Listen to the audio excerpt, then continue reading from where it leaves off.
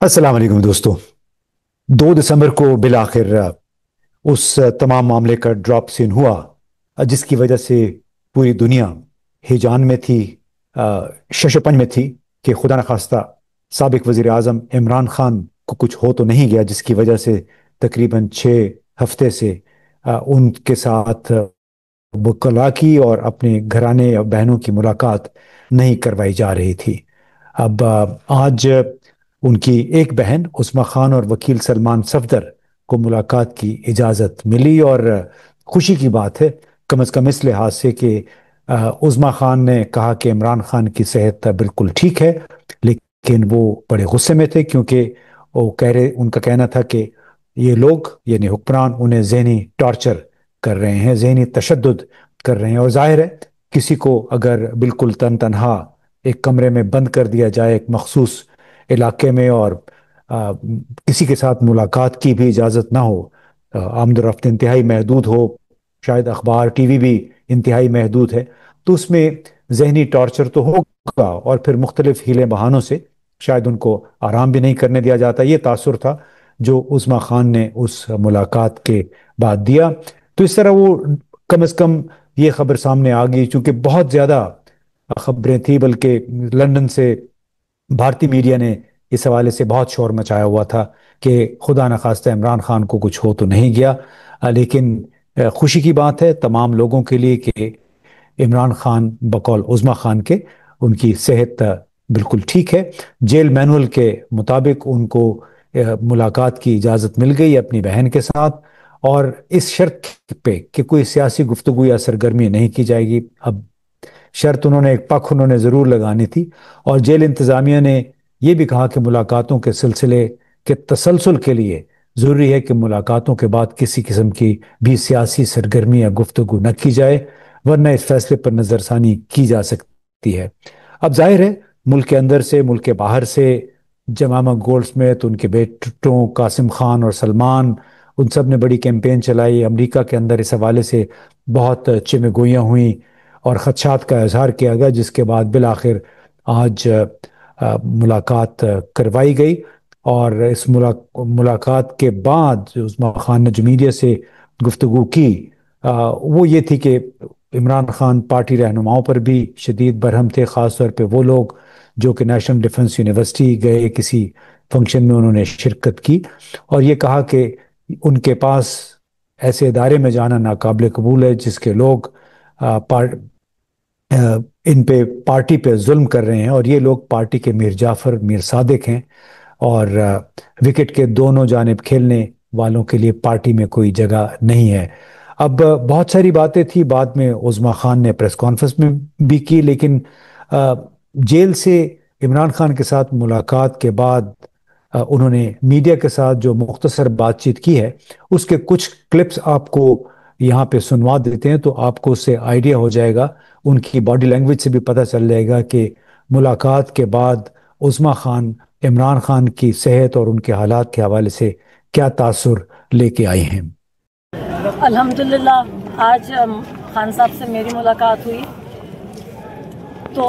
जब मैं इनसे मिली तो वो बहुत डिस्टर्ब और बहुत गुस्से में थे। उन्होंने बताया सेहत की बता रही हूँ कि सेहत उन्हें के वैसे कहते हैं कि इतनी मेंटल टॉर्चर में इन्होंने रखा हुआ है उन्हें और बिशरा बीबी को। कहते हैं कि छोटे से कमरे में कहते 4 हफ्ते से किसी को मिलने नहीं दिया। मैं ही मिली थी 4 हफ्ते पहले, और कहते ये जो फिजिक्स सिलेक्ट नहीं उसकी जगह खाली है। उन्होंने शाहिद खट्टर को कहा कि इसको पार्लियामेंट्री लीडर बना दें अपोजिशन का, और कितना कुछ बताया था सुहेल अफरीदी के बारे में। उन्होंने कहा जी वो बहुत खुश थे। उन्होंने कहा जी मैं उसको बिल्कुल सपोर्ट करता हूँ। उन्हें कहा कि उन्हें इंकरेज किया कि आप फ्रंट फुट पे करें। यहाँ पाकिस्तान में कोई आइन और कानून अब खत्म हो चुका है। ये सारा पीटीआई के लिए आइन और कानून है, और बाकी सारे उस कानून के ऊपर है। जब कोई कानून नाफिज करना तो पीटीआई पे ले आते हैं। कहना उन्होंने कहा जी आप फ्रंट फुट पे करें, और वो उन्हें खुश थे। उन्होंने कहा जी आप अप्रिशिएट किया, और उनके लिए उन्होंने और भी पैगाम दिए जो मैं उनको पर्सनली दूंगी। के हवाले से केपी नहीं, और वो मैं अच्छा और मैं डिफरेंशिएट उनको एक और जो उनको देखिए आप ये जो पहले जब मैं अंदर गई ना, तो उनकी जो मतलब ان کی جو پریشانی تھی نا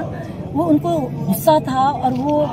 پریشان تھے کہ جو کہتے جو آئسولیشن ہے نا، کہتے آئسولیشن اتنی بری ہے اور ان کو اتنا لمبا، پہلے تو ہفتے میں ایک دفعہ ہم میں سے کوئی مل لیتا تھا، مکمل آئسولیشن، اور اتنے ڈسٹربڈ ہے. ہم نے ان کو بتایا کہ ہم آپ کے باہر بیٹھ رہے ہیں، تو جب ان کو یہ بھی پتا چلا کہ یہ کوئی این ڈی یو ان جگہ اس قسم کی تو وہ اور ان کے پارٹی والے اندر کس پارٹی کے لوگوں نے شرکت کی ہے، وہ اتنے ڈسٹرب ہوئے، کہتے ہیں ہم اتنی تکلیف دے جیل کاٹ رہے ہیں اور جن لوگوں نے ہمیں جیل میں ڈالا ہوا ہے آپ انہی کے پاس جا کے آپ وہاں ان کے ساتھ سوشلائز کر رہے ہیں. انہوں نے کہا کہ جو بھی میرے پارٹی والے جو وکٹ کے دونوں سائڈ پہ کھیلیں گے ان کی میرے پارٹی میں کوئی جگہ نہیں ہے، اور ان کو نے کہا یہ میرے پارٹی کے میر صادق اور میر جعفر ہیں. پھر انہوں نے کہا کہ افغانستان کا ان کو بڑی تکلیف تھی. کہتے ہیں کہ افغانستان کا آپ کو پتہ کتنی دفعہ انہوں نے یہ بھیجا، ہمیں ٹویٹس ان کی پچھلی آپ دیکھ چکے ہیں کہ افغانستان میں پہلے انہوں نے ڈرون حملے کیے، پہلے دھمکیاں دی، پھر ڈرون کے ساتھ حملے کیے، پھر ان کے لوگوں کے اتنے ہمارے جو پاکستان میں جو عرصے سے رہ رہے تھے ان کو انہوں نے کتنی بے دردی سے، بے عزتی سے ان کو اپنے ملک سے نکالا. تو کہتے ہیں کہ یہ جان بوجھ کے عاصم منیر ان کو پرووک کر رہا تھا اور مقصد یہ تھا کہ انٹرنیشنلی اپنے آپ کو مجاہد کہہ سکے،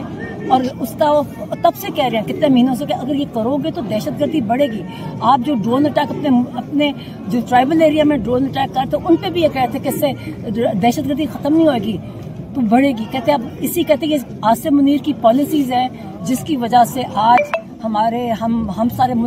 ملک سفر کر رہا ہے، دہشت گردی بڑھتی جا رہی ہے. ان کو بہت افسوس تھا. اپنے سب کچھ اس لیے کر رہا تھا کہ انٹرنیشنل اس کو مجاہد کہہ سکے، سارے ان کے لیے کر رہے ہیں، اس کو اپنے ملک کی کوئی پرواہ نہیں ہے. اچھا، اور پھر انہوں نے بڑا یہ اخبار میں پڑھا جو کسانوں کے ساتھ ہو رہا ہے، اور کہتے ہیں کہ جب تک ہماری قوم کو کہا کہ جب تک آپ غلامی کی مائنڈ سیٹ میں رہیں گے، آپ یہ چینی کا مافیا، یہ لینڈ مافیا، یہ مینڈیٹ چور، یہ سارے جو ایکسٹینشن مافیاز ہیں، کہتے ہیں یہ آپ کو غلام بنا کے ہی رکھیں گے. اگر آپ نے اپنی نسلوں کے لیے کچھ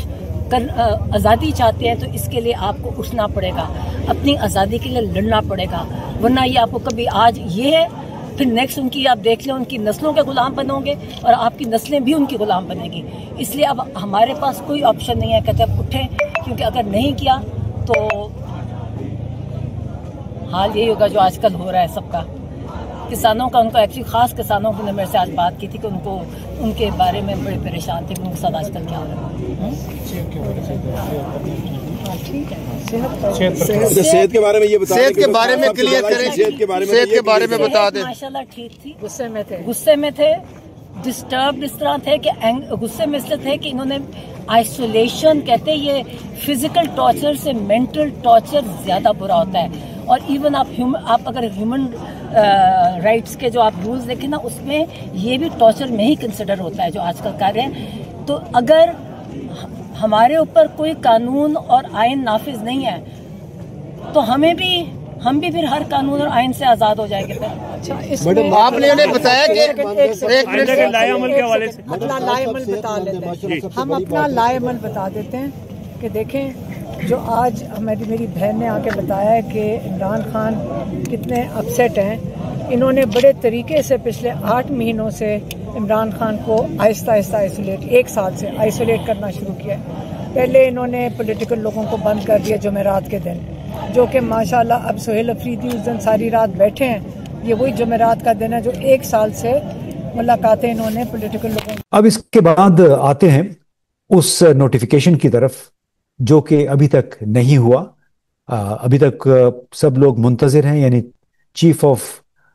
ڈیفنس فورسز CDF اور چیف آف آرمی اسٹاف کے نئے ایک ٹینیور کا، جو کہ گزشتہ 3-4 روزوں سے دن سے لوگ بڑی بے چینی کے ساتھ منتظر تھے. لیکن ہوا یہ کہ بحرین کے دورے پہ پچھلے بدھ کو ہمارے وزیر اعظم گئے. بظاہر 2 دن کا دورہ تھا، یعنی 1 دن جا کے اگلے دن انہوں نے واپس آنا تھا. لیکن معلوم ہوا کہ شاید ان کا اپنا ذاتی طیارہ تھا اور ذاتی اخراجات پہ शहबाज शरीफ फिर लंदन पहुंच गए। वहाँ पे उन्होंने अपने बड़े भाई के साथ सलाह मशवरा किया, उन भाई के साथ जिन्होंने लंदन 2 रोज पहले लंदन जाने से कबल ही एक बड़ी खौफनाक धुआंधार प्रेस कॉन्फ्रेंस की थी, और उसमें उन्होंने ये मुतालबा किया था कि साबिक वज़ीर आज़म इमरान खान को इक़्तिदार में लाने वालों का भी एहतसाब होना चाहिए। अब लंदन में दोनों भाइयों के दरमियान क्या सलाह मशवरा हुआ ये हमें इस वक्त तो अभी मालूम नहीं है, लेकिन इतना ज़रूर था कि नोटिफिकेशन के लिए वज़ीर आज़म की पाकिस्तान में मौजूदगी ज़रूरी थी, जो कि 27 नवंबर के बाद किसी वक्त जारी होना था। लेकिन जनाब 27 या 28 नवंबर को हमारे वज़ीर आज़म लंदन पहुंच गए, वहाँ सलाह मशवरा हुआ। गुज़श्ता रात यानी 1 दिसंबर की और 2 दिसंबर की दरमियानी रात वो फिर पहुंचे, या आज सुबह 2 दिसंबर की सुबह अल सुबह पहुंचे, लेकिन इस्लामाबाद नहीं बल्कि लाहौर गए किसी खास सलाह मशवरे के लिए। मालूम नहीं क्या जमानतें लेके आए नवाज शरीफ से, या क्या पैगाम था जो उन्होंने डिलीवर करना था, क्या उन्होंने लाहौर के कोर कमांडर को कोई पैगाम पहुंचाना था, हमें ये नहीं मालूम। लेकिन बहरहाल लाहौर की यात्रा के बाद फिर वजीर आजम कोई दोपहर के बाद किसी वक्त इस्लामाबाद पहुंचे और कुछ उन्होंने इजलासों की में शिरकत भी की। अब सवाल ये कि नवाज शरीफ, शहबाज शरीफ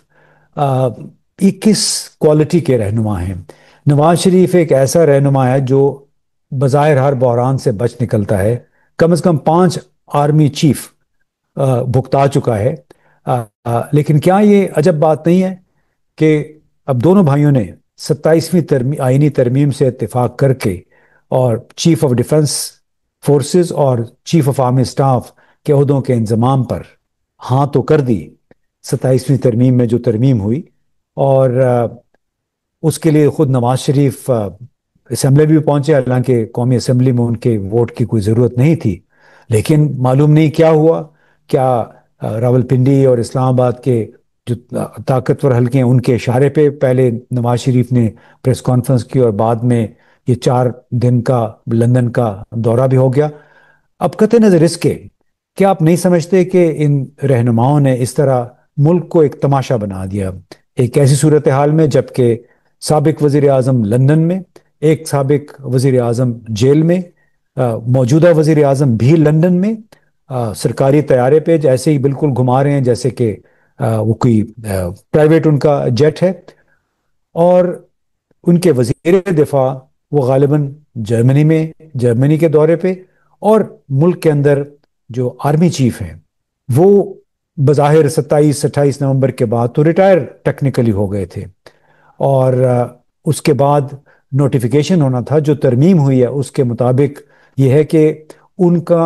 जो भी एक जर्नैल को अपॉइंट किया जाएगा बतौर चीफ ऑफ आर्मी स्टाफ सदर की रजामंदी से वजीर आजम के मशवरे पे, और उन्हीं को बैक वक्त चीफ ऑफ डिफेंस फोर्सेस भी तैनात किया जाएगा, और जिस दिन नोटिफिकेशन होगा उसी दिन से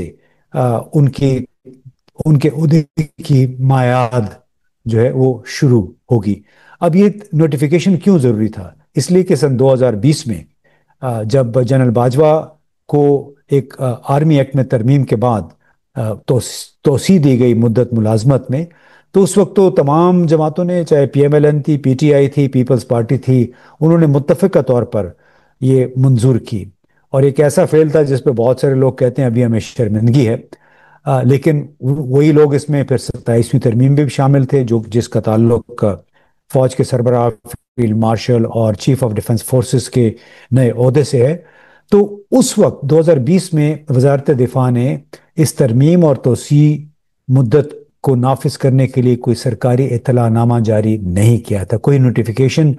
जारी नहीं हुआ था, और तरमीम शुदा कानून के तहत तोसी मुद्दत को कानून के खुदकार नतीजे के तौर पे समझा गया। यानी अमल यह है कि यह समझा गया कि किसी इजाफी नोटिफिकेशन की ज़रूरत नहीं है, हालांकि ज़रूरत थी। और अब ये सवाल है कि दोनों भाइयों ने लंदन में क्या सलाह मशवरा किया, क्या वो कोई मुतालबात थे उनके, मिसाल के तौर पे मरियम नवाज को मुस्तकबिल में वो वजीर आजम देखना चाहते हैं, क्या इसकी वो जमानत हासिल करना चाह रहे थे, और किसके ज़रिए ये भी मालूम नहीं है। लेकिन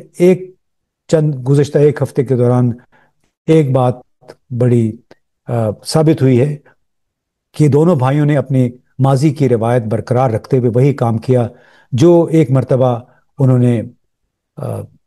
مرحوم سینیٹر سرتاج عزیز کے ساتھ کیا تھا۔ 1998 میں انہوں نے سرتاج عزیز کو صدر بنانے کی تقریباً فیصلہ کر لیا تھا، سب نے سرتاج عزیز صاحب کو مبارکباد بھی دے دی تھی، لیکن وہ جب گھر پہنچے تو رات کو ٹیلی ویژن پہ ان کو پتہ چلا کہ رفیق تارڑ کو صدر بنا دیا گیا ہے۔ اسی طرح 2013 میں بھی ایک بار پھر سرتاج عزیز صاحب کو انہوں نے بھری محفل میں وعدہ کیا کہ ہمارے تو آپ ہی صدر ہیں، ہمارے اگلے صدر آپ ہی ہوں گے، لیکن وہ جب گھر چلے گئے مبارکبادیں وصول کرنے کے بعد تو پتہ چلا کہ ممنون حسین صاحب صدر بن گئے تھے۔ تو یہ ایک پیٹرن ہے ان دونوں بھائیوں کے طرز سیاست میں کہ انہوں نے اپنے مفاد کی خاطر سرمایہ کاری بڑی جگہوں پہ کر رکھی ہے، اور اسی سرمایہ کاری کی بنیاد پہ انہوں نے میرا خیال ان کو آفٹر تھاٹس آئے، یعنی انہوں نے دوبارہ سوچا کہ ہم نے 27ویں ترمیم میں ہم نے بہت سارا کنسیڈ تو کر دیا ہے، لیکن کیا ہم اس سے بچ سکتے ہیں؟ اب دیکھنا یہ ہے کہ کیا یہ جو دراڑ پڑ گئی ہے، یعنی 3-4 دن تک انہوں نے فوج کے سربراہ کو، جو کہ ٹیکنیکلی کچھ قانون دانوں کے مطابق ٹیکنیکلی وہ ریٹائر ہو گئے تھے، کہ ان کو اس طرح انہوں نے انتظار میں رکھا۔ اب معلوم نہیں وہ نوٹیفیکیشن کب ہوگا، لیکن جب بھی ہوگا اس کے ساتھ ہمیشہ یہ یاد رکھا جائے گا کہ یہ 3-4 دن کی تاخیر سے ہوا ہے، اور اسی وجہ سے ایک ایسی دراڑ پڑ گئی ہے، ایسا لگ رہا ہے کہ جس کی وجہ سے معلوم نہیں کہ یہ موجودہ نظام اس انداز میں چل سکے گا یا نہیں۔ اور اس حوالے سے اسد عمر نے ایک ٹویٹ میں یہ بھی کہا کہ جب 2019 یا 20 میں ISI کے سربراہ کے حوالے سے ایک تنازع پیدا ہوا تھا تو اس وقت بھی بظاہر تو ہوا کچھ بھی نہیں، لیکن شاہ محمود قریشی اور اسد عمر باہر آ رہے تھے، انہوں نے کہا کہ ہم باہر آ رہے تھے وزیر اعظم ہاؤس سے، تو اس میں شاہ محمود قریشی نے اسد عمر سے یہ کہا کہ یہ ایک دفعہ جب دراڑ پڑ جاتی ہے تو وہ مٹتی نہیں ہے، ہو سکتا ہے کہ وہ مزید پھیلتی چلی جائے۔ تو اب دیکھنا یہ ہے کہ جو کچھ موجودہ فوج کے سربراہ کے ساتھ شریف برادران نے گزشتہ 4-5 دن کے دوران کیا ہے، کیا اس کی وجہ سے کوئی دراڑ پڑی ہے، اور اگر دراڑ پڑی ہے تو کیا اس کا نتیجہ لامحالہ ان کے اقتدار پہ، ان کا اثر ان کے اقتدار پہ پڑے گا، یا پھر موجودہ نظام کچھ لوگ کچھ دو کی بنیاد پہ یوں ہی چلتا رہے گا۔ بہت بہت شکریہ۔